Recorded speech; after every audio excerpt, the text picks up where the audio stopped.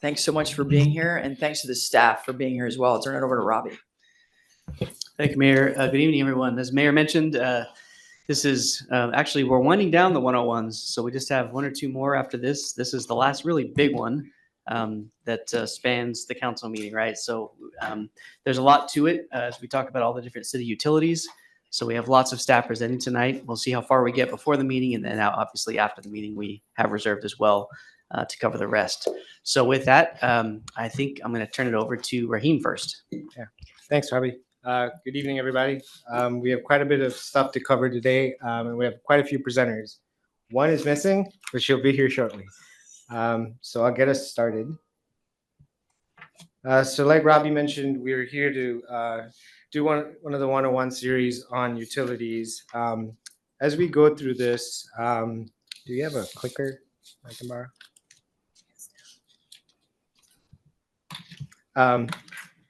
The staff representing will introduce themselves along the way. But I just want to acknowledge there's a lot of people who help put this stuff together, and there's even more people who do this work. And you obviously won't see them today because they've got other things to do. But there's just a whole team who does this work. So our agenda is going to start off with a general overview of our city utilities and just highlight some work we've done over the past few years to better align some of our work. And then we'll go over some utility-specific information and then close with an overview of things we've done to continuously improve the way we deliver utilities within our city. The presentation's split up into these sections, so if it's okay, I would just ask if you don't mind holding your question until we get to the end of that section, just in case we've addressed your question. So to kick us off, I'll do a quick overview of our utilities, and Michelle, our Assistant Finance Director, will also touch on some stuff in here too. So I'll just keep going. So we wanted to make sure that we just kind of set the stage a little bit on the utilities within the city of Hillsboro based on the perspective of a resident within our community. So our residents usually get some version of these utilities that you see on the screen. The city directly provides water service, sanitary sewer service, surface water management services, or stormwater services. Those two are in conjunction with clean water services. And then we have a transportation utility fee that helps with things like our pavement and other things like that. In South Hillsboro, we have a community service fee, which is specifically for South Hillsboro to help pay for some of the capital infrastructure around our parks and some other things related to our parks. And then we have Highlight, which is available in certain areas within our community that provides broadband and digital voice services. Indirectly, and Andrew will talk a little bit about this in his portion, we provide solid waste services, so the trash pickup and disposal. And council got a little bit of an overview a couple of meetings back when we were doing the rate study. And then we have private utilities where the city does not provide any services related to like broadband, with the exception of Highlight. We do provide broadband services, but things like Comcast or Ziply provided through private utility providers. Same thing with cable, same thing with electricity, which is provided by PGE, natural gas, and telecommunication services. We don't provide those. Next slide.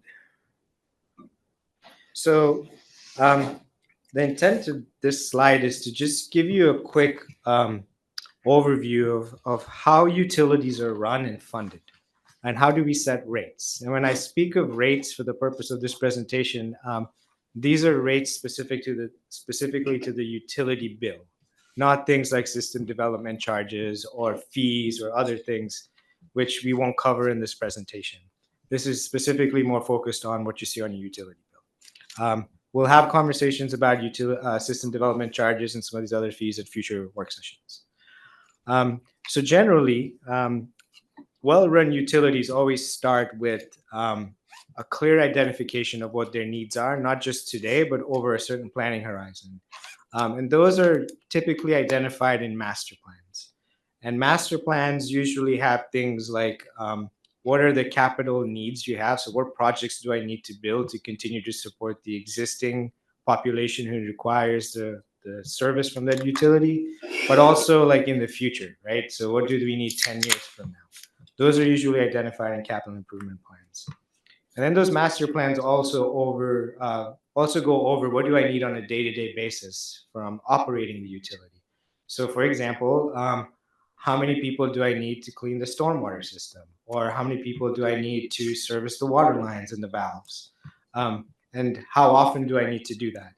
Those are usually in asset management plans or operations plans that then feed into like what your master plan shows. So basically that identifies, here's what I need over the next, 5 or 10 years. We then take those master plans and we do some scenario analysis, which we, in this presentation, is referred to rate studies. So we do a 5-year projection on different levels of service associated with meeting the needs identified in the master plan. As part of that, we also look at okay, if I need to do all of these, I'll use an example. If I need to do all of these capital projects, what does my system development fee need to look like? What if I do half of these projects? What does my system development fee look like? During that whole process, we test different scenarios.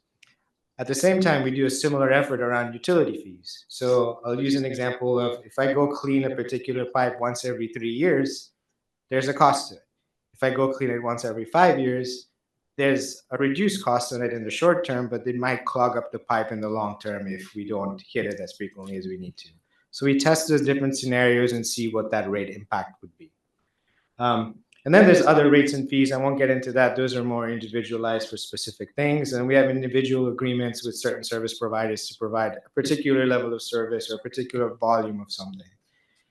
We then take those rate studies and typically we bring those to council in the form of here's what different options we have for setting these utility rates for utilities that are under the purview of council, which is pretty much all of them except the water rates, which are the responsibility of the Utilities Commission. And then we adopt 2-year rates. We don't adopt, as we said today, we don't approve like a 5-year rate or a 10-year rate just because we want to see how things go for the 2 years and then adjust to see how we're meeting our targets. So I'll pause here for a second because I just went through a bunch of stuff on this, but this is just a general overview of how we set rates for a utility. Any questions on this? Yep. I'll keep going. And then I'll turn it over to Michelle to just go over what our typical residential utility bill looks like. Good evening, Mayor and Council. Michelle Waring, Assistant Finance Director. As Raheem said, I'm going to go over our utility rates that you'll find on our utility bill, what a typical residential utility bill looks like, as well as our utility assistance program. So on the city's utility bill, we have 4 utilities, as well as for South Hillsboro defined customers, a community service fee for parks and land acquisition and development. So on the left-hand side is our rates for a typical residential utility bill. The water portion of the bill is comprised of 2 components, the water base and the water use. The water base charge is determined by our customer class, the meter size, and our service area. A typical single-family residence is served by a 5/8-inch water meter. The water use is based on customer class, service area, and the amount of water used. For a residential customer, there are 4 tiers. The Utilities Commission approved the new rates in January 2025, and they added the 4th tier for customers that use the 0 to 4 CCFs, where 1 CCF equals approximately 748 gallons. And they added this new tier as part of the continued affordability efforts. The sewer base charge is determined by equivalent dwelling units, which is derived from plumbing fixtures. And most residential accounts are assigned 1 EDU, equivalent dwelling unit. Sewer use is based on the winter water average from the previous year's water usage, roughly from November to early May. The winter water average is calculated each year and goes into effect on July 1 and is used for that next whole fiscal year. Since sewer use is not metered like water use, we have to use an average based on the actual water use used during the winter period. We don't use the summertime period, as most people irrigate or out watering, and it would increase that. And most of that water goes into the ground and not into the sanitary sewer system, so we don't use it for that. So what we're trying to determine is how much is going into the sanitary sewer system. And this is a common practice, and it's part of what Clean Water Service has us do. Surface water management, or SWIM, or also called stormwater, we call it SWIM on the bill, is based on equivalent service unit, or ESU, and that is derived from impervious surface, so things that keep the water from going into the ground. And most residential accounts are assigned 1 ESU. The transportation utility fee, or TUF, is a flat rate for residential customers, but is derived from trip generations. Only single-family and multifamily residential customers are charged for the bike and ped pedestrian program that you see there as bike/ped. Residential and non-residential customers are charged for the pavement management program, PMP. And then, as I said earlier, customers in the defined South Hillsboro area are charged a community service fee. This service fee was part of a larger financing plan for the development of the South Hillsboro area, and the fees will be used for land acquisition and park development in the South Hillsboro area only. So that's the left side. So those are the rates. We have a lot more rates, but I brought it down to just what you would see on a typical, for a typical residential customer. On the right-hand side is how we would actually calculate the bill. So as only water use and sewer use are impacted by water consumption. So in this example, I assumed that a customer uses 8 CCFs of water and that they have an average sewer use of 8 CCF, which is typical of our customers in the Hillsboro area of what a typical family residential home will use during the course of a month. And same with the sewer use. And the sewer use that Tina is in the contract with Clean Water Services as a regional amount too. So, but every customer is different, but we assumed 8 CCF as a typical customer. So as you can see there, when we take the rates over and bring it down, a typical bill would be $156.52. However, the majority of our customers do not pay the community service fee. That is strictly for the defined South Hillsboro area. So without the community service fee, a typical monthly bill would be $142.19. Next slide, please. So what I've done here is I've tried to compare different agencies' monthly utility bills, and you would think it would be easier than what it is, but it's actually quite challenging, as each agency has its own rate structure and varying charges depending on their customers. To compare, I took all the rates that could be charged to a residential customer in each of the agencies' areas and used the highest rate for those that vary. So different cities have different charges. I picked the ones that were the highest to get what could potentially be the biggest bill a customer would pay in those areas. For the transportation piece, I grouped any charges that were for road or street maintenance, street lights, and sidewalks. So I lumped that all together because each jurisdiction calls it different things and use it for different stuff, but basically it's related to transportation. I then used the 8 CCS of water for water use and 8 CCF for sewer use, and a 5/8 inch meter size for those agencies that charge based on meter size. Not all of them do, but that's what I did. And you will see that Hillsboro is on this graph twice. You're like, why is that?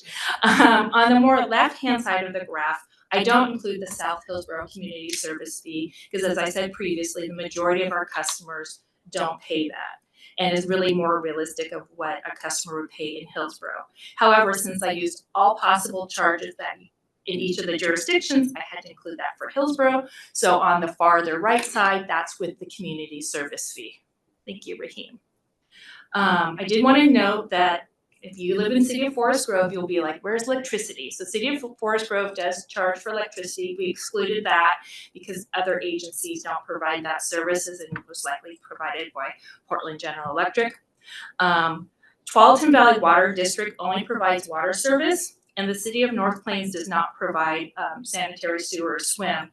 Those are both charged by Clean Water Services. So I included the Clean Water Services regional rates for consistency, and those customers in those areas do receive those services from Clean Water Services. It's just not billed by those two agencies. Technically, Clean Water Tualatin Valley Water does bill, but they have a contract with Clean Water Services to do it on their behalf. So that is a comparison of where Hillsboro lies. And the majority of these customers are in the Clean Water Services area. For City of Lake Oswego, they have some customers in Clean Water Services area and then some in their own. And on the Lake Oswego side, it's a higher, so I use their higher amount. Next slide, please. So the city's utility systems program has been set up to help our customers struggling to pay their bill. Our flexible payment plans are available to all customers, and staff works with the customers on a repayment schedule to bring their utility account current. We also have what we call our bill relief program, and it's only for single-family residential customers. And the city provides bill relief for customers that meet the program's income-based eligibility requirements, which currently includes customers who receive government assistance such as SNAP, or have a house, or the household earns at or below 60% of the median income. The city partners with 3 community organizations, Community Action, Salvation Army, and Central Cultural, and these partners are the ones who actually qualify our customers for the program. The partners then contact our utility billing staff, letting them know that the customers qualify, and then our utility billing staff directly works with the customers to write off the bills up to the cap amount. The bill relief program was updated and expanded in 2024 based on feedback from the community partners and the public that we've heard from rate hearings. The revised program went into effect on July 1 of 2024, and the biggest changes were moving to a tiered bill relief amount based on household size, which is what thing we heard the largest, as well as changing the household income qualifier, which was more expensive and meant more customers would qualify for the program. The previous program had the bill cap amount at $250 for everyone. So depending on customer bill amounts, the tiers that you see over here on the slide allow most households to have at least or about 2 bills written off on average. Some it might be more, it might be less depending on their total water use. So the bill relief program is a revenue foregone program. This means that we write off the bills up to the cap amounts. We do not provide funds to our community partners, and they do not distribute them to us. The city has a set a cap of $100,000 in total revenues forgone each fiscal year. However, we knew the new tiered caps and increasing the income eligibility amounts, it was likely we would go over the cap for fiscal year 24-25, and we did. So as part of that process, when we know we're going to go over the cap, we talked to Robbie Hammond, city manager, for those who are listening, get approval to go over the cap, which he allowed. And at this point, when we have gone over the cap, no one has been turned away from the program. Everyone has been getting the program. And so we have seen a significant increase in our use of the program when we've done a lot of communication and outreach, as well as changing the program to make it more customers available to use it. So for fiscal year 24-25, the total amount of foregone revenues was just over $188,000, and we assisted 897 unique customers. In comparison, for fiscal year 23-24, revenue foregone was just over $112,000, and we assisted 595 unique customers. What was the customer count for the 24-25? For 24-25, 897. Thanks. And we say unique customers because since they don't have to do it all at the same time, and a customer can qualify for the program, they don't have to use it right away. That's something we've been pushing, so that when they do need it, they can have bills written off as needed. So our staff tracks that over the course, and once they use it, then they have to wait until the next 12. It's every 12 months they're eligible. And Michelle, a question. We currently have the 3 community partners that help allocate funding for utility assistance. Is there data showing who consumers are going to the most, or residents are going to the most out of the 3 partners? Yes, so we track that. So because our staff works with the partners as they let us know who qualify. So Community Action is qualifying the majority of our applicants. So a customer can choose to go to any of the 3 organizations that they choose to work with, and the majority are going through Community Action. And is there how often are we meeting with those community partners to further educate them on our increases and talk to them about the current needs that are being, like how are we meeting those needs mutually? So we're doing an annual lunch with them, but our utility billing manager, Barb Coulter, talks with them weekly. We have a really great relationship with them, and we talk to them about just not our program, but what they have. Because a lot of them also qualify for other programs. So if our customer goes in, not only can they qualify for our program, they will share with them other programs that are available and able to help as they do wraparound services.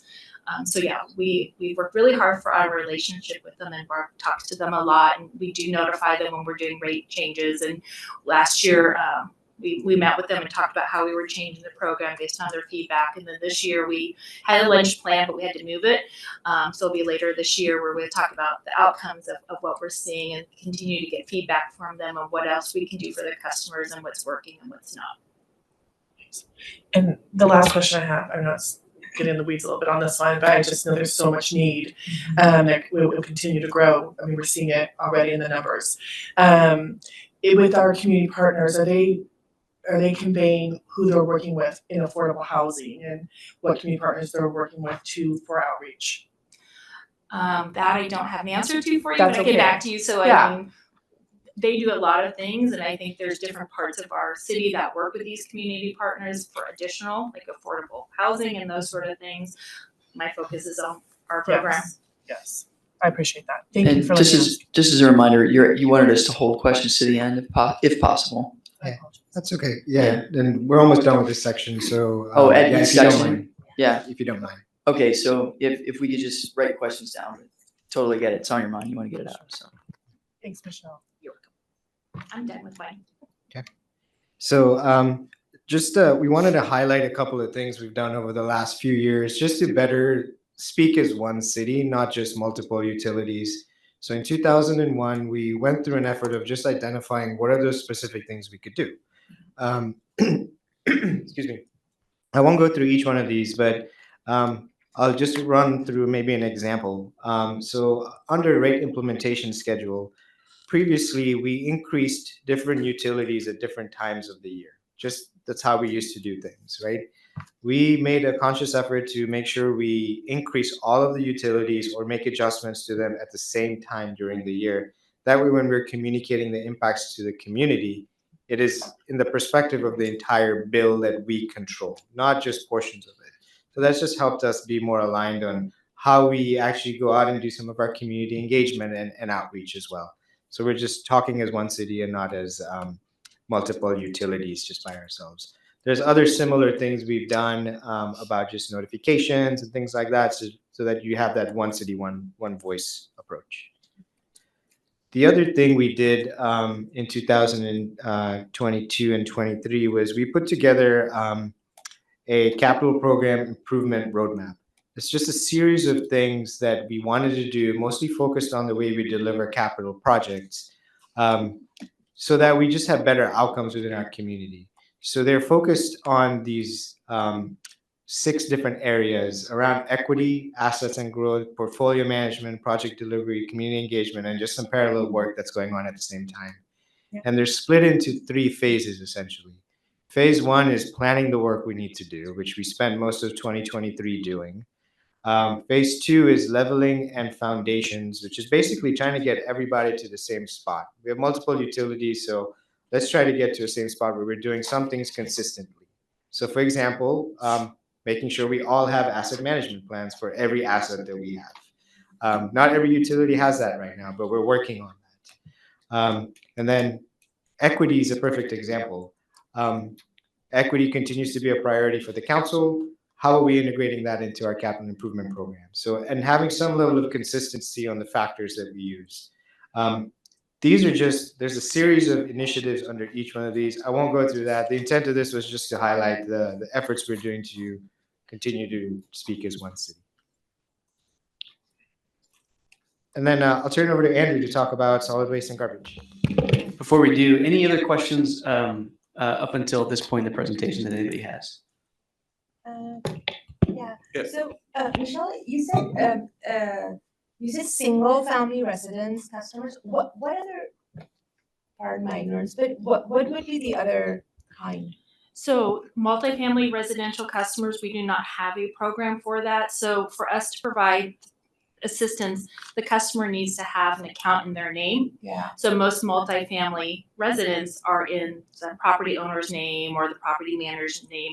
And we charge the I'm gonna say apartment building. Yes. We charge the apartment building and the bill is being Yes. paid by the apartment building. What we don't know and what we do see is that those apartment buildings sometimes charge their customers a utility bill. It's not from us. So our program does not assist them with that. That's something we wanted to look at, but it's very challenging because we don't know what the apartment complexes are charging their customers for. Anything east of Cornelius Pass is not in our water service area. So they're charging them for water with TVWD. Well, in our program, how would we cover water that isn't in our service area? So I think it's a lot more challenging. So I want to be very specific that when we're talking about this assistance program, it's for those that are a home where the account is in a person's name. So is there a plan to do that? Because I would imagine that we would have a lot of people who are in family homes who would need assistance. So would there they are go about it? state programs that are available that are working. It is on our list, but we keep getting stumped by what is it? Yeah. And ultimately, at the end of the day, it would have to be something where it's not a revenue foregone program because it's not our bill. The apartment complex is paying the bill. So we would have to get money to those residents. Where is that money going to come from? Most likely would have to be the general fund because water revenues have to go for water things. We can't use water to pay for water service in Tualatin Valley water districts.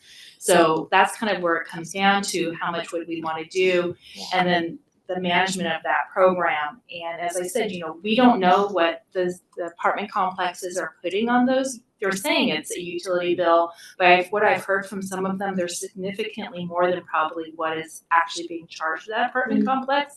So it's a challenging thing. It's definitely on our list. Yeah. But it's a work in progress.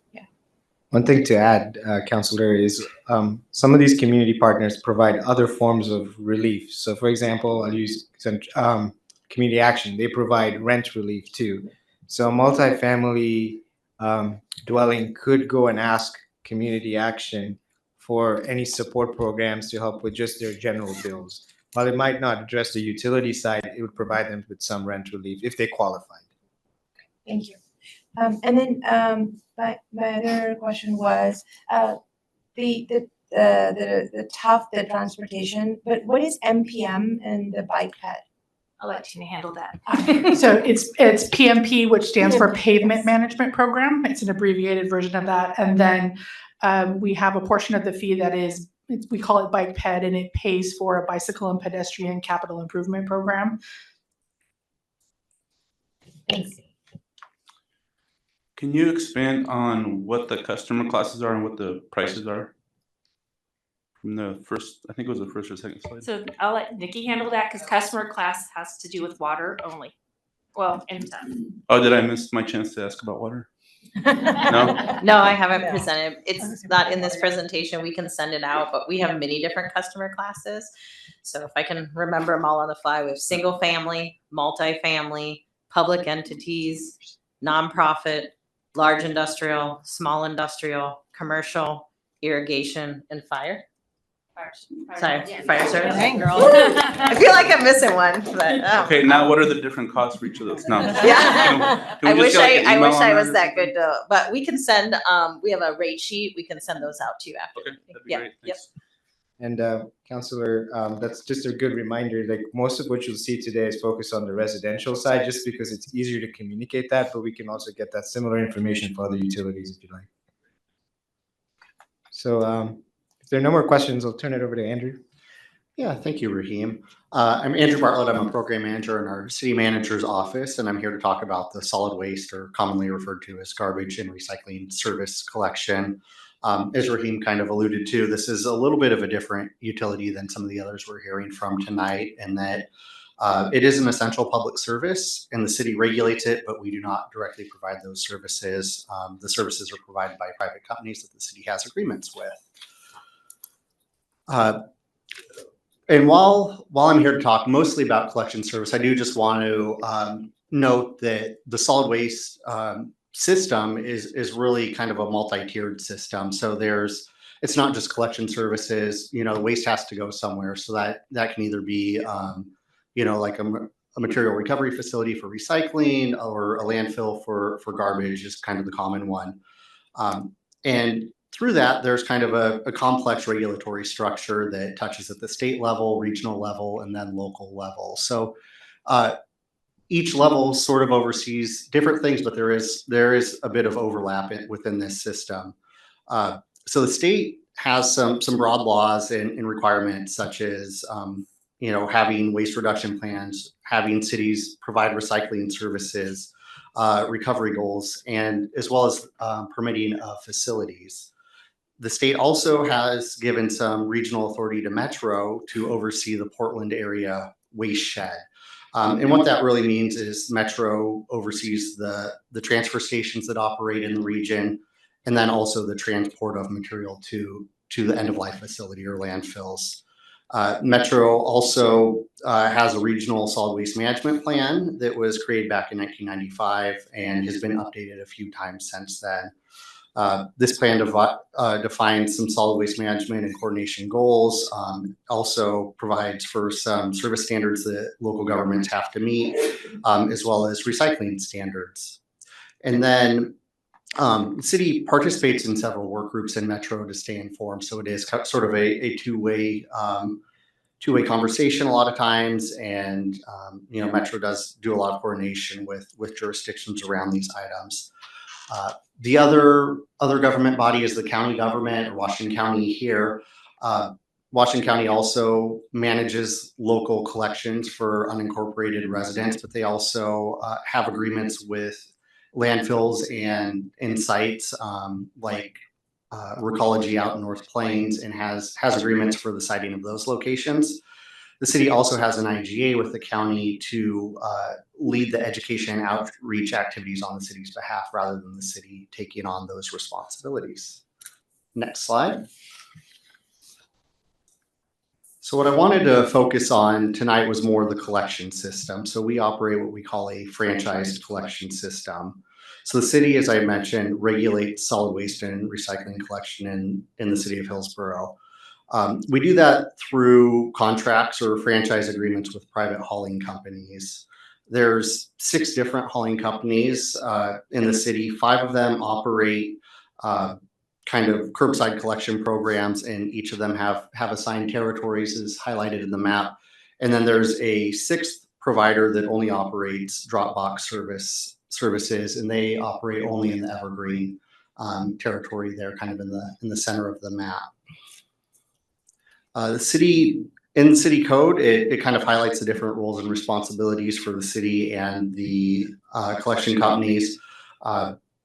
What we have responsibility for rate regulation, as well as we have broad kind of oversight of the operations of the service providers. The regulations are found in Municipal Code Chapter 6.08. And without these regulations, we could have a lot of kind of different issues. So first would be, there wouldn't be a set rate for services. So different providers could in theory charge different rates. If we didn't have the kind of territory system that we have, you could see multiple service providers driving down a single street. So you'd have a lot more trucks on the road, which would be impactful to the TINA system and transportation, a lot more wear and tear, as well as just kind of livability issues with increased noise of those trucks kind of coming down your street multiple days a week. There wouldn't be standards for collection equipment, so we do make sure that trucks that are operating in the city are clean and not leaky and those sort of things. And there also wouldn't be necessarily like customer service standards, and there's several other kind of things covered in that as well. But we want to make sure that customers are receiving good service in the city. Next slide. One of the larger areas that we're involved in is the annual rate review process. So this might be a little bit of a review for most of you. We were before you in June to kind of talk through this, but I'd say this is kind of one of the bigger regulatory pieces that we have in the system, and that is to conduct an annual rate review. So our code requires us to do this. The process is laid out. It kind of starts with us providing a direct cost report, or DCRs, I'll probably refer to them, to the haulers. We do that right at the beginning of the year, and the haulers have a deadline of March 15th to get that information back to us. The DCRs are really their full financial picture. So it shows their operating expenses, their revenues, and we review that data through a contracted public consultant. And with that information, we generated a return on revenue, or ROR. What the city has adopted is a policy of a ROR within 8 to 12%. So when we look at the expenses of operation and the revenues, we look at those numbers to generate that ROR. We also do some forecasting of known and measurable expenses. So things like tip fees, or the fee to dispose of material at a transfer station, known increases in contract costs. If we can kind of have some assurance that equipment's being delivered, we can factor those things in, and we build those projections into our projected rate of return. If the rate of return falls outside of that 8 to 12% range, that is when we bring forward a proposal for a rate adjustment. As I kind of noted, we historically have done this rate review in the spring, with bringing forward a proposal in June, and then typically the new rates become effective in August, because we like to provide at least a 30-day notification window to customer before rates increase. Next slide, please. I just wanted to provide a little bit of background on where the rates have been the last several years. So I just pulled the 35-gallon cart size. Again, this is a residential rate, and a lot of the materials you'll see, we typically kind of tie everything to this service size. It is the most common service size in the city. And as you can see, the last couple of years we have had kind of, I'd say, more substantial increases. But going back a little bit further, we have had years where we haven't had to do rate increases. And if I brought this graph even further out, I think you'd see things more in line with what we've done this past year, with around a 4 to 5% rate increase is kind of, I'd say, the typical number. Next slide, please. And similar to our other utilities, the city does have a reduced rate program that we adopted in 2023 for garbage collection services. This was done as an item that was identified in the regional waste plan as something for cities to work towards, and also was done to help address cost concerns. Previous to the reduced rate program, we didn't have any sort of rate relief. So when we did implement rate increases, it was a pretty common occurrence for customers to call and express kind of the challenges that they're facing. So this was really a program to help address a lot of those concerns. The program itself offers a 75% discount on the monthly rate. So for that 35-gallon cart size, the standard rate's $34.34 now. If someone was qualified under this program, their monthly bill would be $8.62. So a pretty good discount. This last year, we reviewed the qualification level and made an adjustment to set it at 60% of median income. We did this to align with our other utilities, and also it's closer to some of the other programs that our partners administer. Currently, we are only working with Community Action to do the income qualification. We do have an interest in expanding that, but when we started the program, it was modeled after a Washington County program, and Washington County was already working with Community Action, so we had a pretty streamlined process to get under contract and start doing this work with Community Action.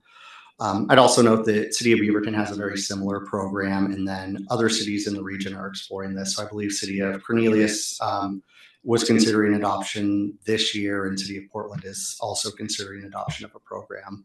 So it's great to see that it kind of started in the county. We were the next ones to adopt, and it's kind of grown throughout the region. This program is supported by the standard rates, and overall the kind of current participating customer, the amount of participating customers is just under about 3% of the residential customer base. So we've seen a pretty strong uptake. This actually outpacing kind of the assumed adoption rate that we had presented when the program was adopted. And with that, I will pause to see if there's any questions. Sorry.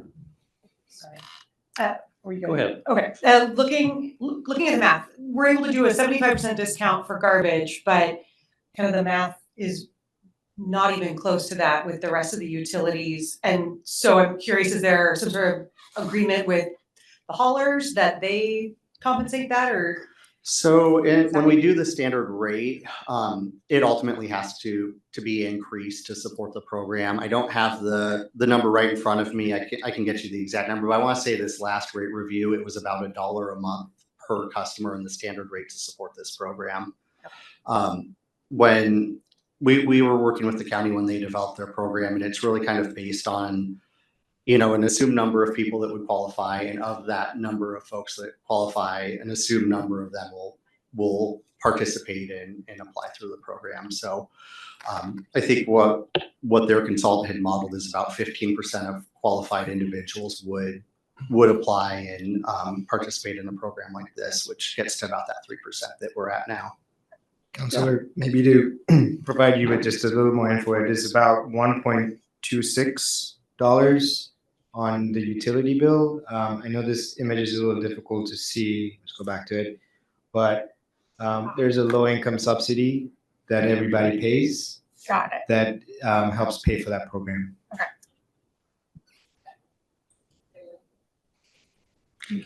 So actually a follow-up on that, I was looking at those numbers too, and I looked at the garbage can chart as well. I saw that.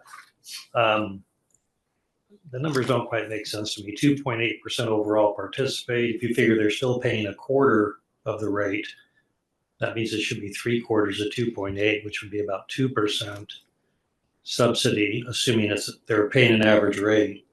And this is showing a 3.2% cost to the haulers. That makes just pennies, I guess. But anyway, I caught that. But the question I had actually, why I turned my light on, was because I wonder, the qualification for the program was set at 60% of the state median income. Fine. Did they look at the wealth of a customer? People can have wealth and not income. Is that a factor? Maybe it's not a big deal, but do you look at assets of an individual who's being subsidized rather than just their taxable income? Or do you know? I don't know for certain, but I believe they just look at income.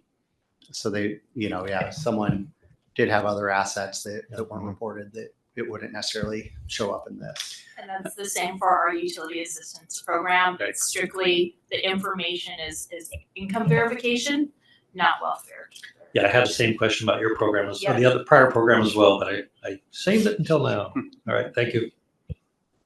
I have a couple of questions. Do you know how what are they called, transfer stations where they take the garbage to? Mm-hmm. Do they charge by pound, weight, smell? What do they charge? Yeah. It's a tonnage-based fee. So Okay. there's a couple of different fees built in, but generally it's based off of tonnage. There's, you know, some additional fees that get added on, you know, just like the ticket fee. So you know, there's some base operating fees in there, but it's largely based on tonnage.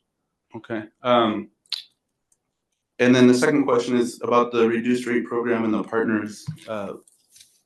What's kind of the barrier to, you know, aligning it with the other partners? Because it seems like the same people would qualify for all the programs. So is that just kind of it just hasn't happened? It's only a matter of time, or is there something in the way? Yeah, we've worked to be coordinated with Washington County and City of Beaverton, and there's a desire to engage with the other community partners to see if they can do this work as well.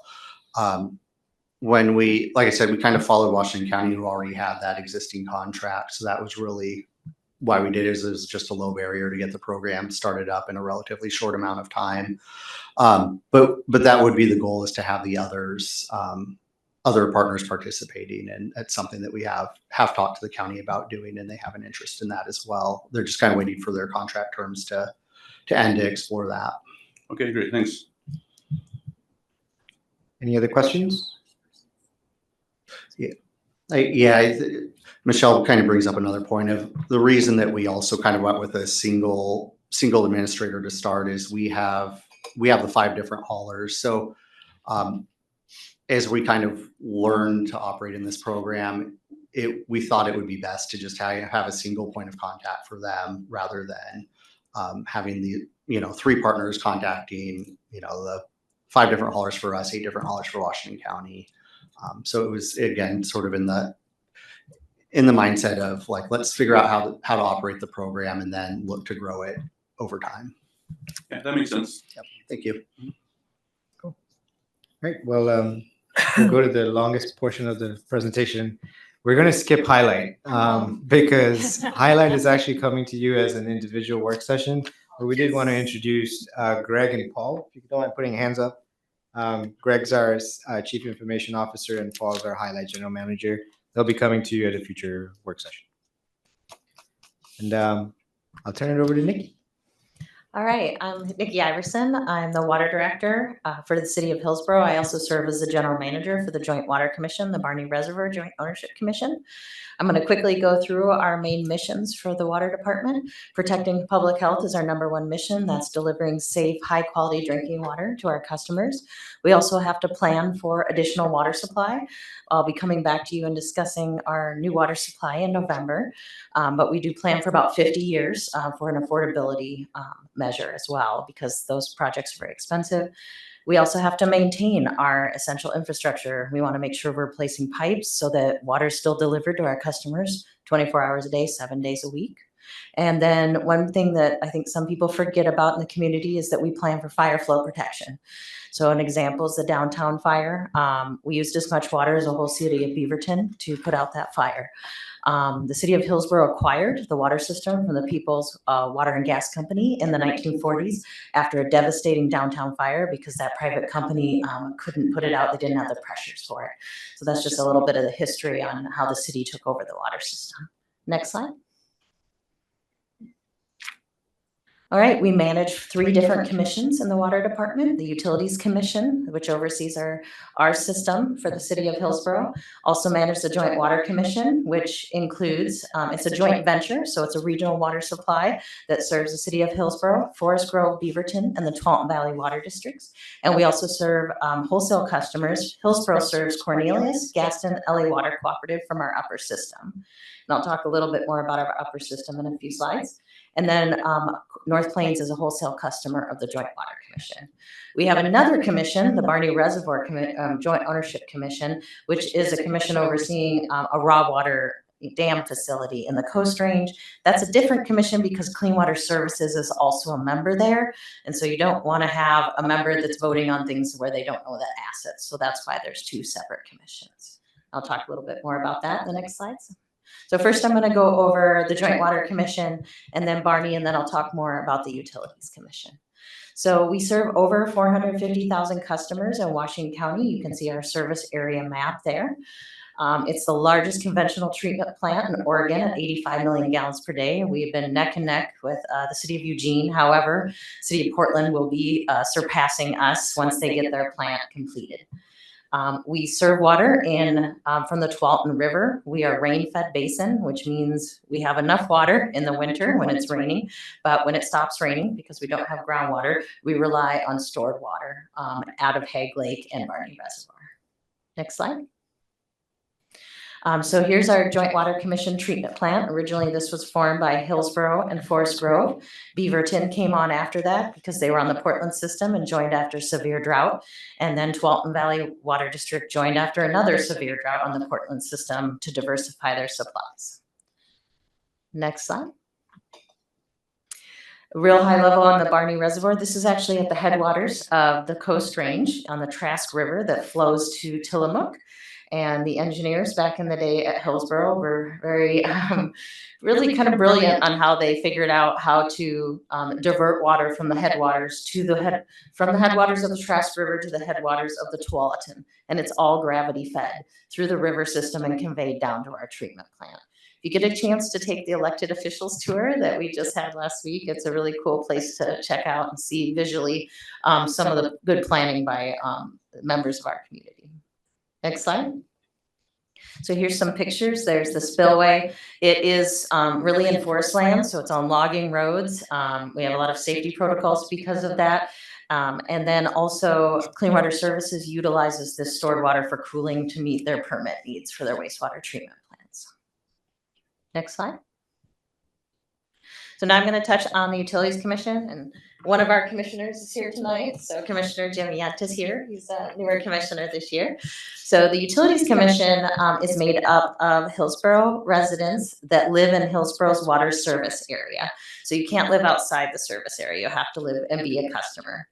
It was established by City of Hillsboro charter. The Utilities Commission is different, as Raheem mentioned. They have been provided additional authorities than the other commissions via the City of charter. So they oversee setting of the drinking water rates. So they have their own public hearings and rate setting process. They oversee the SDCs set, and then they also serve as their own local contract review board. So when we do contracts for, let's say we have a construction project, that goes to the Utilities Commission for approval. They're responsible also for planning for drinking water and any development changes. Well, we have what we call a duty to serve. So we don't set the growth and the land use and all of that, but we have to plan for it in the future and provide that water has to be there before the development. Otherwise, you wouldn't be able to develop. So we always have to take a long-term look at it. Let's see. Go next slide. So our service area is set by urban growth boundary agreements. And if you have questions on those, Dan Diaz would probably be better if he's going to answer them. So we serve west of Cornelius Pass Road, south of Highway 26, west of Helvetia Road, and west of 209th. And those boundaries were set before I started working about 20 years ago. And then Tualatin Valley Water District in that kind of orangish hashed area serves a portion of the city east of those boundaries. We also serve an area called the upper system. So if you ever see things out in our communications for rate setting, you'll see that those rates are quite a bit higher than our in-town customers. That's where our original water supply for the city of Hillsboro was up in the Coast Range. And back in the day when you put a pipeline through, the groundwater in this area was pretty poor. So people would hook up to that pipeline. And that line came all the way through Cornelius to Hillsboro. It's not our major source of supply, but we still serve all those rural customers. And that is also serves the city of Gaston and the LA Water Cooperative. So we still manage that supply. And we have some of the oldest water rights in the basin based on that original date as well. There's not as many customers there, so that's why their rates tend to be higher than our in-town customers for their operations and service. So this is just some of the numbers of the assets that we managed. Essentially, we have over 428 miles of pipes in the city.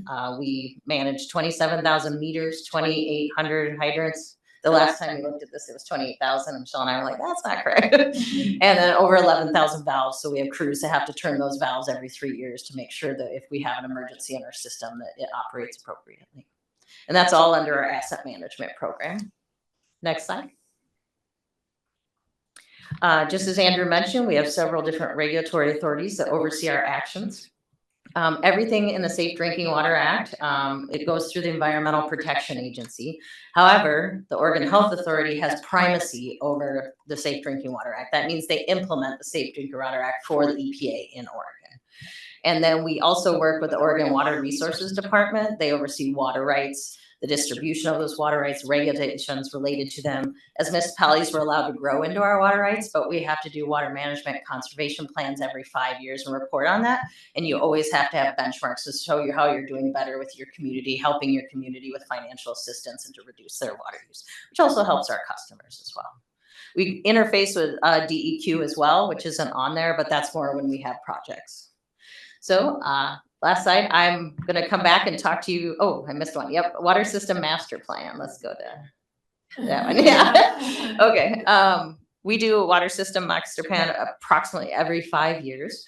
So the next, our next update will be after the Willamette water supply integration. That's what I'll be talking to you about. I'll bring some of my staff here to talk about the great work they're doing on that as well. We have our work, some of our key projects, as we have identified the need for a reservoir in South Hillsboro. It will eventually be a separate pressure zone, and we want to make sure we have enough emergency supply for anything like a post-earthquake down there for that portion of the community. We plan for North Hillsboro and the growth up there and the sizing of pipelines to serve industrial customers. As I mentioned, the different growth areas earlier, one of the key projects we're working on right now is looking at our cast iron replacement. So that is the oldest pipes in town, and they're very brittle and they break pretty often. And what we're doing right now is we've got a consultant coming in and helping us apply an equity lens on that.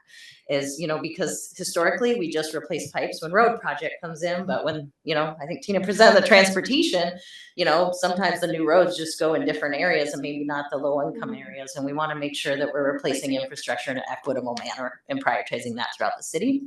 We have to look at seismic resiliency. This was a mandate from the Oregon Health Authority in the state of Oregon. And again, we modeled the whole system to make sure we have adequate fire flows throughout the city. Next slide. And here is when we'll come back and talk to you guys about the Willamette water supply. I think it's currently targeted for one of the November work sessions. And then I'll bring quite a bit of information and my team in to talk about that. Thanks, Raheem. Okay, so as Raheem noticed, I'm Allison Bergsing. I'm the division manager for our storm and sanitary sewer utilities. I'm going to talk about both of them at once, not to scare you, but you should never combine these in the real world. We're going to do it here tonight. So they have a lot of similar components, so it's easy to talk about them together. So stormwater is generally any water that falls from the sky and then it gets conveyed through our storm system. Our storm system generally consists of 4 parts. We call them the collect, move, treat, and release parts. And I'll talk about those a lot here today. And by far, the storm system is our more interesting utility, but our sanitary sewer system is equally important, and it really just has the one part for us, and that is the move part of the line. However, our partners at Clean Water Services do get a lot of interesting work to try and make it clean water so that it goes back out into the system and is still drinkable, swimmable, and ready to use. Next slide. So again, coming back to our storm system, these are our 4 components: the collect, move, treat, and release. So the collect is those catch basins that are on the side of the road. We have approximately 9,597 of those catch basins. Generally speaking, we need to get to those about once a year to backwater them out. So you'll see our back trucks out there. That's a picture of one on the left-hand side there. Out on the streets, backwatering them out. In the unsumped ones we do get to every 6 years. Those just generally mean there isn't a bottom to them. They just flow right through it and they don't collect stuff. We also do street sweeping 12 times a year because we need to keep those grates clean of debris so that they don't flood places. And also, and because it's coming up and we've planned for this like it's the Olympic sport, it is leaf season. And so we start collecting leaves in November, but we plan for it in this time of year. And we are really geared up for it this year. It's going to be a great leaf year and we try and predict Mother Nature. All right, so next up is our move section. Sorry, Raheem. I know I'm supposed to go fast, but I promise this is an important slide, and then I'll light the wind. So the move section is our pipes. So those are the important pipes. We have about 315 miles of storm pipe. We clean those once every 6 years, and then we inspect them, and that's with a video camera. We look at the assessment of the pipe, and we determine if it needs to be fixed or if there's repairs, and we have really good database of what our pipes look like. And we do that once every 8 years. Both of those are permit conditions. We have to do them at that increment. Treating is the most important part of the stormwater system that is definitely the hardest for us to maintain. So generally we have 3 different kinds of filter structures that treat the stormwater. One is called a vegetative maintenance facility. So those are like the storm ponds, those little vegetated swales on the side of the road. The most complicated, the hardest for us to treat or to maintain, and we maintain those twice a year. We have filter structures. Those are the man-made filters. We have those in a number of places throughout the city. We maintain those once a year. And we have water quality manholes, and those are manholes that just stop the debris from going into the natural waterway, and then we factor those out once a year as well, or twice a year as well. And then the last part of the storm system that is important to know about is called the outfall or the release. And I'll talk a little bit more about this at the end of the presentation. But generally speaking, when you want to send the water that we've collected in this man-made system back into the natural system, we have to do it at an increment that makes sense for the natural system.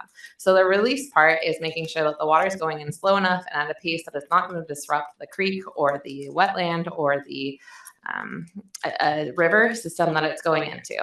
And we are currently just inspecting these once a year. We are going to work on a program in the future to make sure that we're maintaining these assets at a better interval, but right now we are just inspecting them.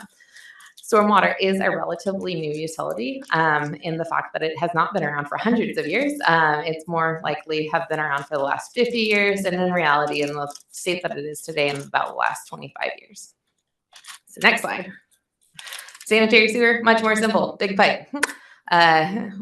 Water flows downhill. We have about 289 miles of pipe. We own the pipes that are smaller than 24 inches. The pipes that are larger than 24 inches are owned by Clean Water Services within the city.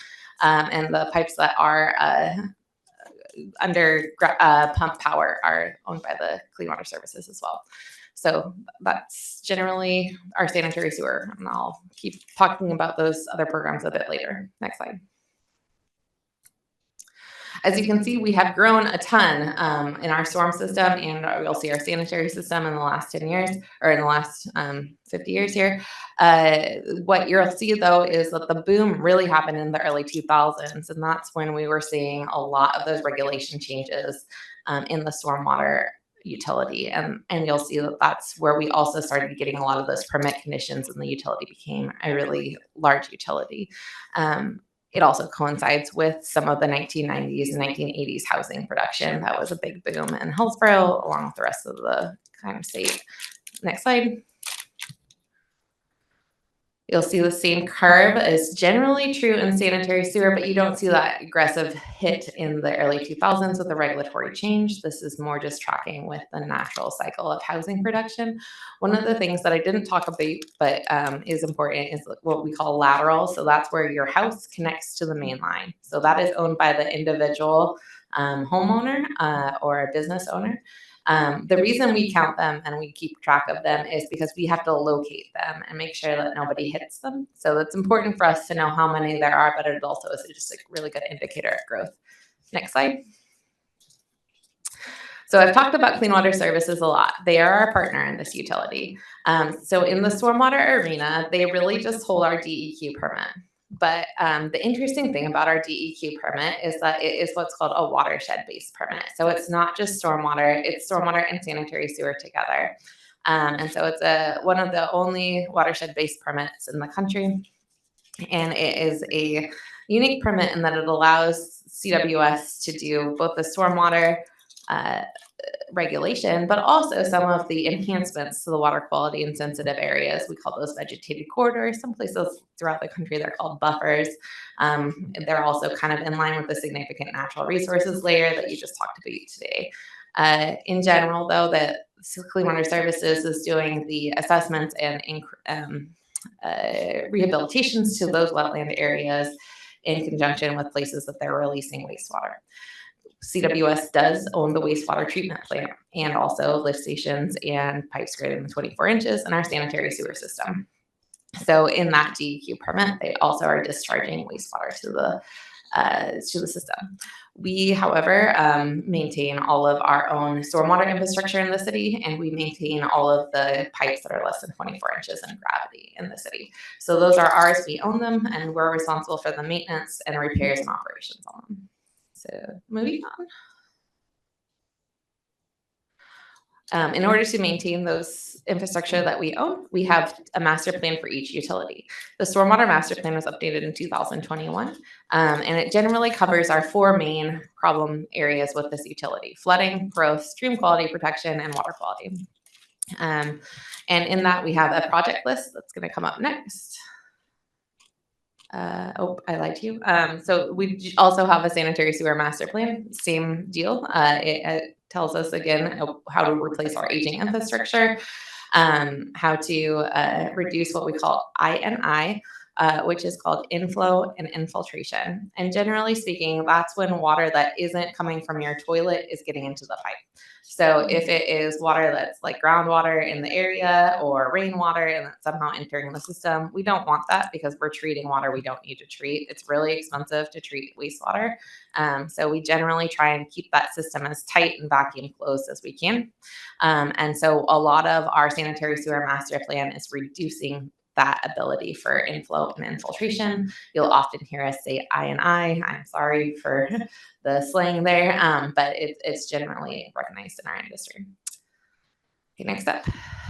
So this is that list of stormwater master plan projects. You can see that we have a number of them. I'll be back to talk about a number of these in the coming days, so I'm happy to talk about them, but it might be a more efficient use of our time to talk about them later in the year as they become more relevant. Next up.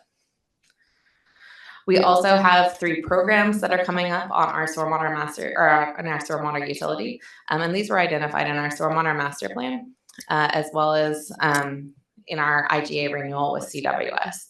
So the first one is that outfall water quality retrofit program. As I talked about earlier, we have those outfalls that release into the natural environment, and right now we're just inspecting those. We need to make sure that we have those in a place where we can renew them on a regular life cycle. Again, stormwater is generally a young utility, so we didn't know how long they would last. A lot of them are reaching end of life and we're needing some maintenance on them. And we're still kind of figuring that out and what that looks like, but we have approximately 500 outfalls throughout the city that we need to start addressing. Similarly, we have, that says private, but it means just regular water quality facilities. We have about 481 of those throughout the city. Again, we go and see those twice a year and we maintain them. But they also have a life cycle. So about once every 15 years, we think we need to dig those out and replace the soil and the vegetation in them. Some need more, some need less, and we're working on trying to refine that number through this program. And then the last and kind of more interesting portion is this DEQ agent status. So I know that there was a question regarding this, and I wanted to address it tonight. So what this is we are working with CWS to find efficiencies in how we're doing plan review. So when a developer comes in to do a plan in Hillsboro, they go through plan review with the city of Hillsboro, and then because we don't own our own permit, they go through plan review with the CWS as well. In order to try and kind of reduce that bureaucracy, we have become, or we're in the process of becoming agents of DEQ so that we don't have to do 2 plan reviews. And this is still in conjunction with meeting all of the CWS rules and regulations, and they are going to continue to own the permit. We're just trying to make the plan review process a little bit more efficient for our development community. This is just kind of clearing up a little bit of that bureaucratic red tape, if you will. Okay, next up. So this is our kind of list of projects on the horizon for our sanitary sewer, and these are in our master plan. We will be talking about this a little bit later in the year as well, so I'm not going to go into depth tonight. Next up. We do similarly have 3 kind of programmatic things in our sanitary sewer master plan that are on the horizon. One is called the Lateral Accuracy Project. And as you recall, there was a number of laterals throughout the city that we track. And we need to make sure we know where those are so that we can locate them so that when utilities come through, they don't hit them. But also, like when you dig in your yard, that we can say, don't dig here. That would be a sad day for everyone. But the general reason for us locating them is that they don't typically get located with a metal detector. So a lot of locates can get located with a metal detector. Sanitary sewer pipes plastic. And so we have to go kind of locate them with a camera, and then we put a piece of metal in there, we sonde them with a wire, and then we mark them, and you'll see these nice little emblems on the side of the road that say sanitary sewer. It'll say SS, so that means sanitary sewer, or we have a new, it's a little medallion, it's green. Our locators know to look for it. And so we are going through and making sure that all of the sanitary sewer laterals have that on it, and that is part of what we're calling the Lateral Accuracy Project. Similarly, our manholes did not have a good end of life cycle on them, and so we're in the process of rehabilitating those as they are aging and falling into disrepair. And that's, again, just protecting city assets. And then lastly, and I've talked to council about this in the past, and at the risk of grossing you out while you're eating chips, we are trying to reduce what's called fats, oils, and greases in your sanitary sewer.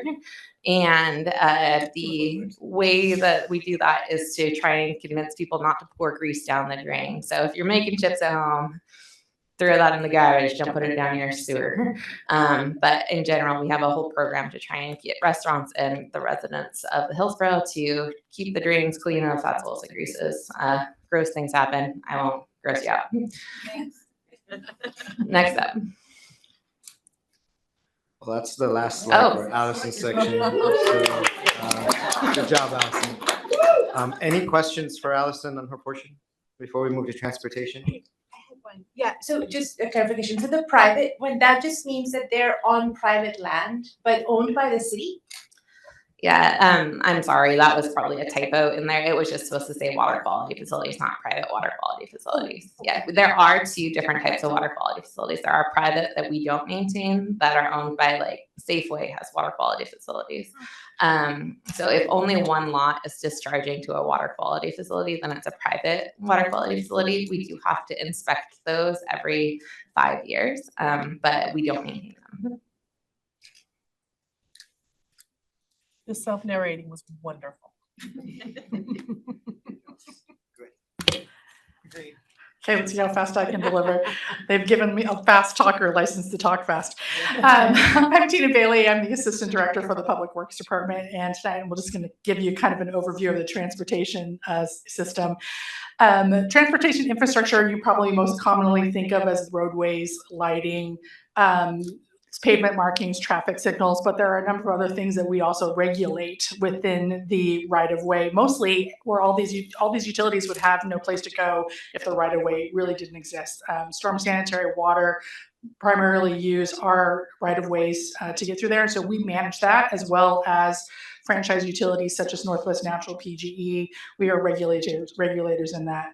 One thing that most people don't know is streetlights are normally maintained by many agencies, by the local electric utility. Hillsboro is unique in that we maintain all 8,000 of our streetlights. That was a decision we made in order to provide better customer service to our community. And then the other thing that is really key is we don't directly maintain sidewalks or street trees. Those are the adjacent property owner's responsibility currently under your municipal code. So you might hear community members talk about getting a notice from us that they need to do that maintenance. Next slide, please. We also do not maintain every road inside the city of Hillsboro limits. So generally the rule of thumb is if a road interconnects the counties, it's maintained by the state. And if a road interconnects cities, it is maintained by the county.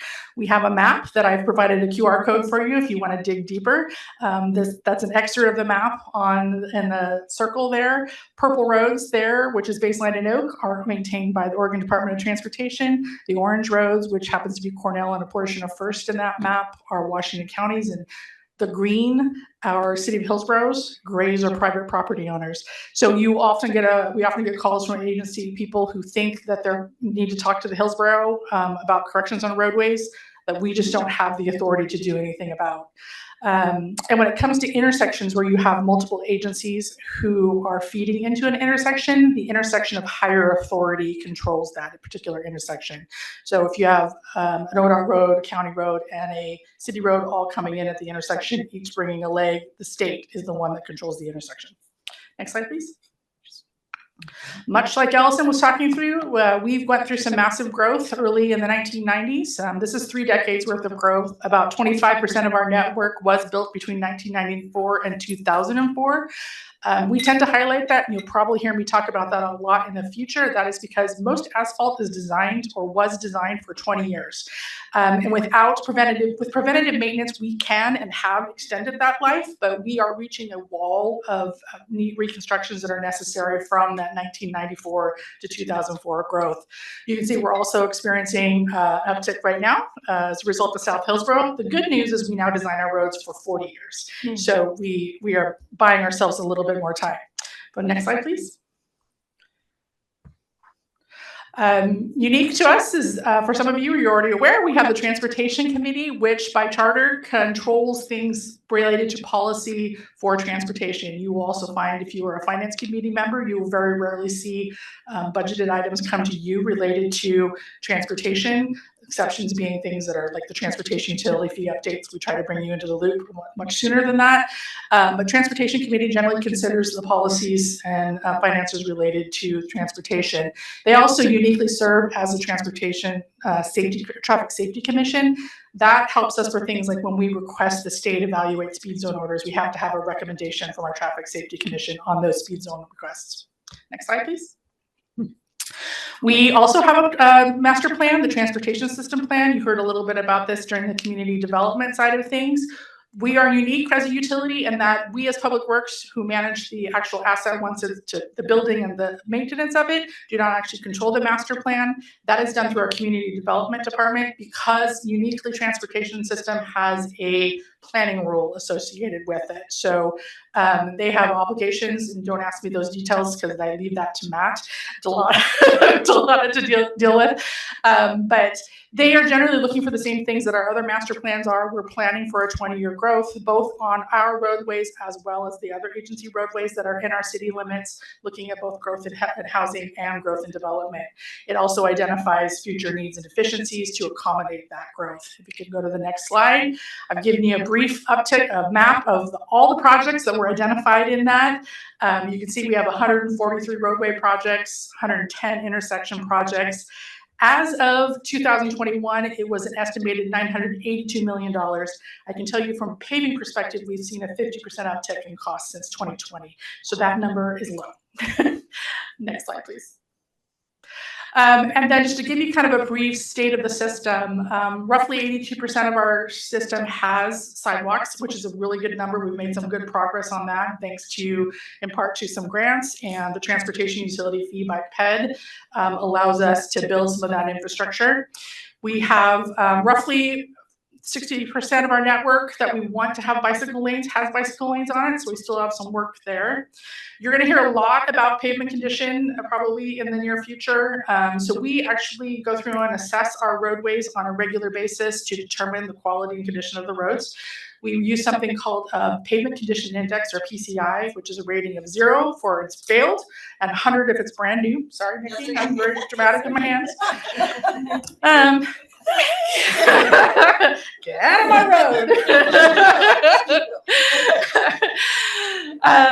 Currently, we have a pavement condition index of 85, which I will tell you is unheard of in the region, and that is directly thanks to your predecessors passing the transportation utility fee. It has allowed us to stay and fully fund maintenance up until very recently, combined with some strategic investment improvement funds that we were receiving. That strategic investment improvement money has sunset, so we're starting to have hard conversations, and right now we are not able to fund the program at the same level that we have.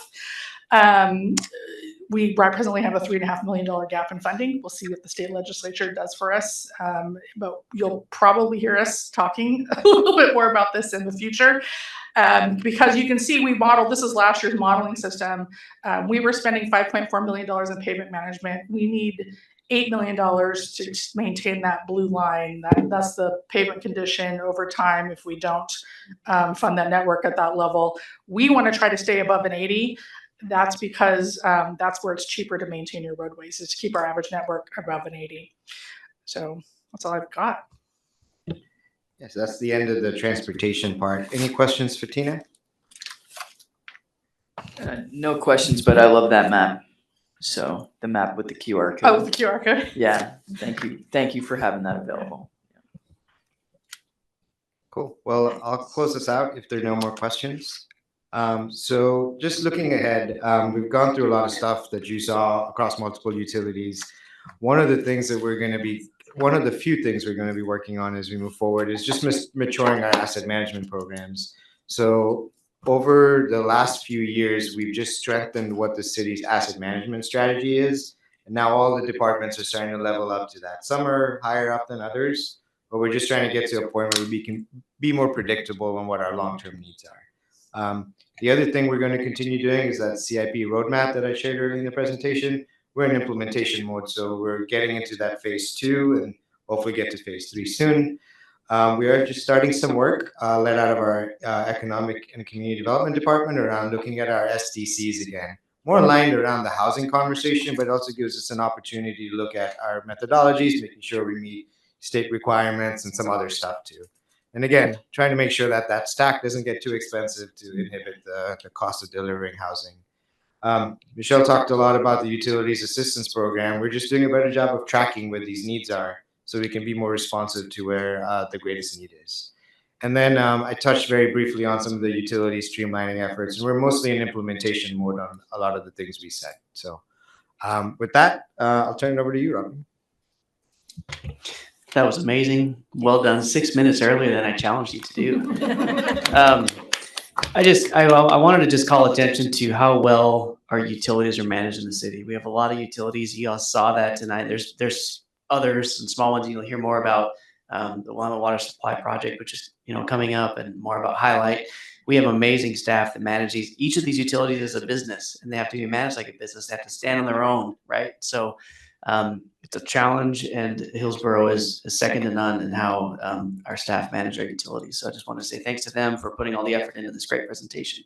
Any other questions from the council before Thank you.